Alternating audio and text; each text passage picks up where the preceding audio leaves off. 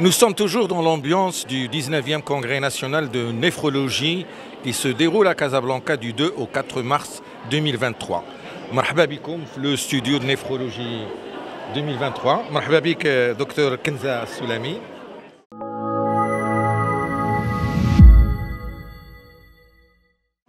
Alors, Dr Kenza Soulami, elle est pédiatre, formée en pédiatrie, et elle s'est spécialisée dans la néphrologie pédiatrique, les maladies rénales de l'enfant. Alors, si vous pouvez un petit peu expliquer pour nos auditeurs et téléspectateurs, qu'est-ce que c'est que la néphrologie pédiatrique? En fait, la néphrologie pédiatrique, c'est la discipline qui va traiter toutes les maladies rénales de l'enfant, de la naissance à l'âge de 18 ans. Donc, il y a bien sûr la néphrologie clinique et il y a la dialyse et la transplantation.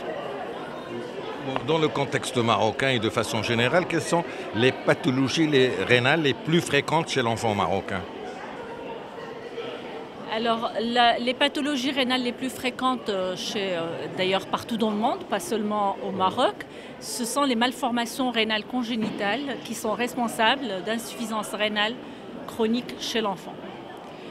Après les malformations rénales congénitales, on voit les néphropathies héréditaires, donc tout ce qui vient des gènes, de mutations de gènes qui vont entraîner des maladies rénales.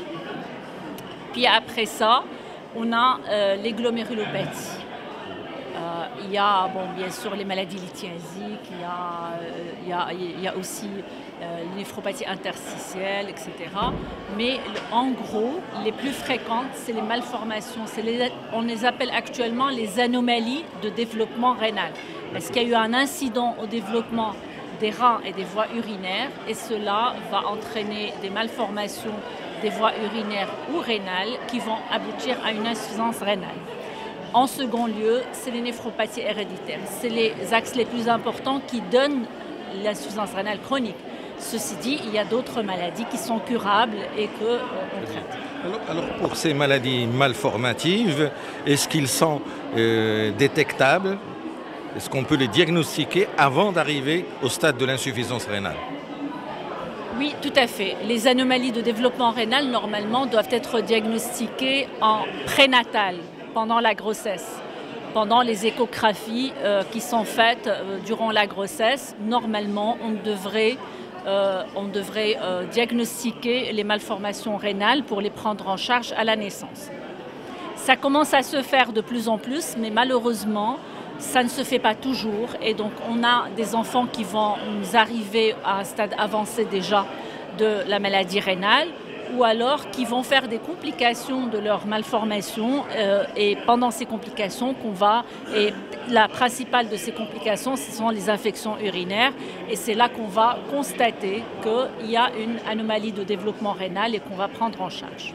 Alors, Dr Kenza Soulami, la deuxième famille de maladies rénales les plus fréquentes, c'est les maladies rénales héréditaires, donc qui se transmettent de parents à leurs enfants. Alors, qu'est-ce que vous pouvez dire sur ce genre de pathologie?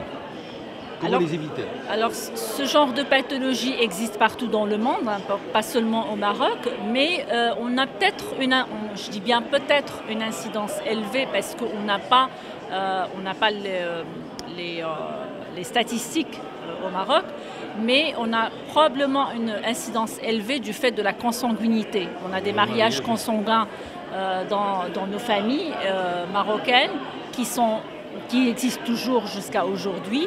Cela augmente le risque de maladies rénales héréditaires, particulièrement les maladies rénales qu'on appelle à transmission autosomique récessive, c'est-à-dire que les deux parents doivent porter le gène et c'est le fait qu'ils ne sont pas malades, justement, donc ils ne savent pas, ils ne sont pas malades, ils portent les gènes et c'est le fait qu'ils soient ensemble qui va donner l'enfant malade et le risque d'un enfant malade.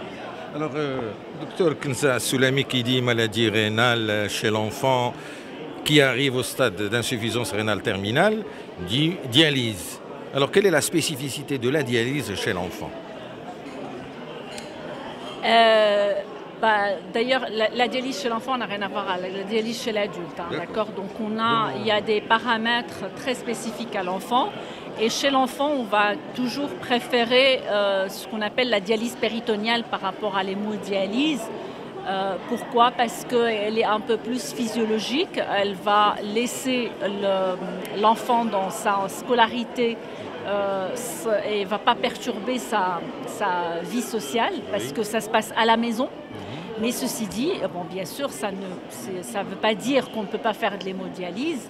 On peut la faire, mais l'hémodialyse chez l'enfant doit quand même répondre à certains critères de spécificité du centre et de tout le personnel du centre qui doit pouvoir se comporter avec l'enfant, avec sa spécificité. Alors, on peut pas, on ne va pas adapter ce qui fait chez l'adulte à l'enfant. Il y a des spécificités pédiatriques pour l'enfant. Donc, docteur Kinza Soulami, vous êtes responsable d'un des rares centres dans le secteur libéral qui s'occupe de la néphrologie pédiatrique. Donc, quelles sont ces spécificités que doit avoir un centre qui fait la dialyse rénale chez l'enfant? Alors, dans mon centre, je fais que de la dialyse péritoniale. Je ne fais pas d'hémodialyse. D'accord? Donc, la dialyse péritoniale a l'avantage que l'enfant est chez lui. Donc, on forme les parents à dialyser l'enfant. Il est dialysé à domicile et on le voit en consultation régulièrement. Donc, c'est pas comme l'hémodialyse où il doit aller dans un centre. Donc, je ne tiens pas un centre d'hémodialyse, non. Je ne fais que de la dialyse péritoniale pour le moment, d'accord? J'allais dire, c'est un choix thérapeutique pour l'enfant de ne pas faire de l'hémodialyse et de développer la dialyse péritoniale. D'autant plus, à ma connaissance, la dialyse péritoniale n'est pas très développée au Maroc chez l'adulte. Tout à fait. Au fait, la dialyse péritoniale justement quand je suis rentrée en 2001, il n'y avait pas de dialyse péritoniale en chronique, donc il y avait quelques cas qui se faisaient en aigu. Et donc petit à petit, j'ai commencé à développer la dialyse péritoniale aiguë puis chronique. Donc, on avait commencé, enfin le premier enfant que j'ai mis en dialyse péritoniale chronique, c'était en 2003. Et c'est quand j'étais à ce moment-là au CHU de Casablanca, dans le service de néphrologie, et quand j'ai commencé à avoir un peu plus de patients, que ça a commencé à se développer, c'est là qu'il y a eu le centre de Rabat qui a commencé à faire de la dialyse péritoniale chez l'adulte. Alors, vous me dites un choix, oui peut-être, parce que c'est vrai que c'est un feeling que j'ai pour la dialyse péritoniale d'une part. D'autre part, comme on ne peut pas avoir tout l'accompagnement nécessaire pour l'enfant s'il est en hémodialyse, dans notre contexte, la dialyse péritoniale reste, à mon avis, je dis bien à mon avis, la meilleure indication chez l'enfant, bien sûr, en attendant une greffe rénale, parce que l'objectif toujours de dialyser un enfant, voilà, de suppléance en attendant de greffer l'enfant. Ça, c'est une des raisons. La deuxième raison, c'est que je ne suis pas néphrologue, je suis pédiatre spécialisée en néphrologie pédiatrique, et donc je ne suis pas autorisée à ouvrir un centre de dialyse. Donc, c'est pour ça que je n'ai pas un centre de dialyse, je travaille dans un cabinet, d'accord, parce que ce n'est pas encore une spécialité qui est bien reconnue au Maroc. Alors, une question qui s'impose, est-ce qu'un enfant en insuffisance rénale, qu'il soit sous hémodialyse ou dialyse péritoniale, a une espérance de vie moindre qu'un enfant normal? Ah oui, tout à fait. Tout à fait. Et plus l'âge de l'enfant est bas, plus l'espérance de vie baisse. Je participe à un registre de dialyse péritoniale qui est le registre de dialyse péritoniale de langue française. Je suis le seul centre pédiatrique de ce registre. Tous les autres centres, c'est des centres d'adultes.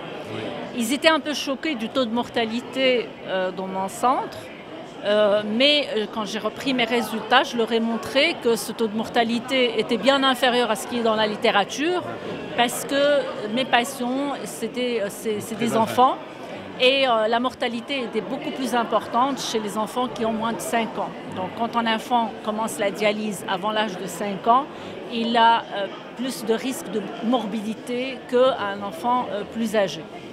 Alors, et ce qui est, je veux dire, la meilleure des solutions, qu'est-ce qu'il en est de la greffe rénale chez l'enfant? Alors la greffe rénale chez l'enfant, on avait commencé quand j'étais à l'hôpital, au CHU, au service de néphrologie. Bon, il y a eu des greffes auparavant, mais c'était ponctuel. Hein, donc c'était avec. On avait développé un programme avec le soutien de l'Agence française de biomédecine et donc en partenariat avec l'équipe de Robert Debré de Paris. Et on avait commencé à greffer des enfants en 2007. 2005. 2007. À 2007, d'accord. Donc on avait greffé le premier enfant. On était arrivé à un nombre de greffes qui variait entre 2 à 4 par année, ce qui n'est pas satisfaisant, mais c'était quand même, ça se faisait quand même. Donc on était dans cela parce que la préparation d'une greffe chez l'enfant est beaucoup plus lourde que chez l'adulte parce qu'il faut une réanimation spécifique en post-greffe. C'est une prise en charge un peu plus spécifique et lourde que chez l'adulte. Malheureusement, avec l'épidémie Covid, la greffe était arrêtée, donc on avait arrêté les transplantations aussi bien chez l'adulte que chez l'enfant. Hein, là, on est en train de reprendre. Donc là, je suis en train de préparer des enfants qui vont être, Inch'Allah, greffés. Donc c'est ce qu'on espère parce que c'est notre soulagement. Hein. Donc quand un enfant passe à la greffe, et entre 2007 et 2019, on avait greffé une vingtaine d'enfants. Et à votre avis, comment passer une vitesse de croisière de greffe d'enfants par un rein, je sais pas, 10, 20, 30, 100 enfants par an, je ne sais pas, à votre avis? 100 enfants par an, je ne pense pas que le besoin y est. D'accord. Si on fait 10 greffes par an, moi je serais heureuse, déjà, pour commencer. Pour commencer, parce que, comme je vous ai dit, la logistique est un peu plus compliquée, d'autant plus que quand on a fait ce programme avec l'agence de biomédecine, on était une équipe, donc il y avait moi, il y avait un chirurgien pédiatre et les réanimateurs, et on était formés, donc c'était une cellule. Malheureusement, on a tous quitté. Privé, par manque de moyens. C'est-à-dire on n'avait pas la logistique nécessaire. C'était à chaque greffe, c'était tout un combat pour arriver à la faire. Et on n'avait pas vraiment une aide de l'administration pour réaliser facilement ces greffes et aller vers l'avant. Et vous pensez que maintenant, en 2023, les conditions sont réunies pour qu'on puisse relancer la greffe rénale chez l'enfant? Au fait, la greffe rénale chez l'enfant, je dirais comme la greffe chez l'adulte, malheureusement, dans notre pays, c'est encore dépendant des personnes. Donc, ce qui se fait, c'est parce que les médecins, donc les néphrologues, se battent pour le faire. On n'a pas la logistique facile. Et donc, toute greffe, c'est vraiment un accouchement très difficile. Déjà pour l'adulte, pour l'enfant, c'est un accouchement qui est très dystocique. D'accord. Mais on a toujours de l'espoir, c'est-à-dire que j'ai confiance. J'ai confiance parce que ce qu'on disait tout à l'heure, déjà quand je suis rentrée par exemple, on ne pouvait pas prendre en dialyse tous les enfants qui ont en insuffisance rénale quand ils n'ont pas les moyens, quand ils n'ont pas de couverture médicale.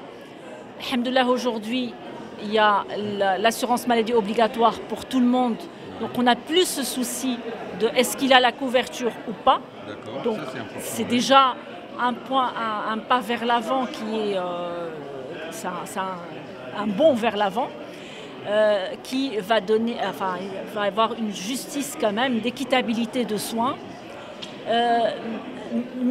Cette petite équipe qui s'était formée pour l'enfant, nous sommes toujours disposés à retourner, et on l'a fait d'ailleurs depuis qu'on a quitté à plusieurs reprises pour greffer les enfants, pour retourner au CHU, parce que ça continuera à se faire au CHU. Ceci dit, il y a eu quelques greffes à Fès, pédiatriques, il y a eu quelques greffes à Marrakech aussi. Donc j'espère que les collègues qui sont dans les CHU vont développer davantage la greffe pour qu'on en fasse plus. Alors une question pratique. Dans le cadre du donneur vivant, qui peut donner à l'enfant?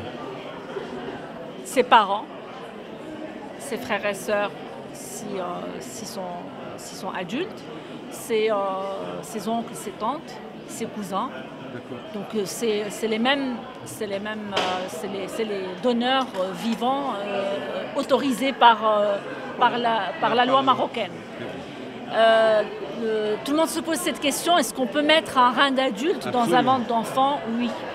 Oui, parce qu'au fait, on ne le met pas à la place du rein, on le met dans l'abdomen. C'est sûr que plus l'enfant est petit, plus cette mise en place pose problème. Bien sûr. Mais là, on a une équipe, on a greffé l'enfant le plus jeune qu'on a greffé, en fait, on ne se base pas sur l'âge, mais plutôt sur le poids de l'enfant, parce que c'est le gabarit de l'enfant qui importe, c'est pas son âge. Le gabarit le plus faible, c'était 12 kilos. Donc on a greffé chez un enfant de 12 kilos le rein de son père. Ah, du père. Et le rein qui ça pesait s'est très bien passé. Ça s'est très bien passé. Très Bon, je me souviens pas combien ça pesait, mais c'est un rein d'adulte. Mais ça, c'est-à-dire c'est courant dans les pays occidentaux qui greffent régulièrement les enfants, même à un poids moins que 10 kilos. Hein. Très bien. Donc, en tout cas, merci pour ce tour d'horizon concernant la néphrologie pédiatrique et bon courage. Et à très bientôt. Merci à vous.